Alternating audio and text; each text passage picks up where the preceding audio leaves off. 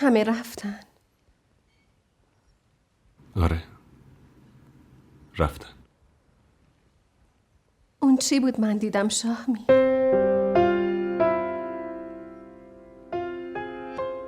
تو و مونا این همه نزدیک. چه خبره؟ مونا تو آغوشت بود و تو بهش گفتی برو اونور. خودم دیدم گفتی از را میبینه، برو کنار. اون بیشرمانه تو آغوش شوهر من بود و تو چشمام نگاه میکرد.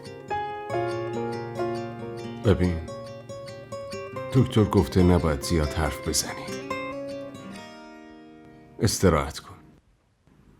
ما بعداً در مورد همه چی حرف میزنیم.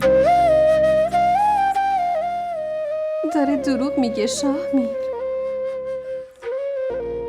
آزرا حرف اینه که یعنی اون میگه که منو دوست داره. داره دروغ میگه. وقتی با چشماش عشق منو تو رو دید حسودی شد. باور نکن داره دروغ میگه. اون دوست دوران بچگیمه، خوب میشناسمش. من هرچی رو بخوام اونم همونو میخواد. هرچی مال من باشه ازم میگیره، نمیذاره هیچی مال من باشه. اون هرچی که دارم و میخواد. داره دروغ میگه.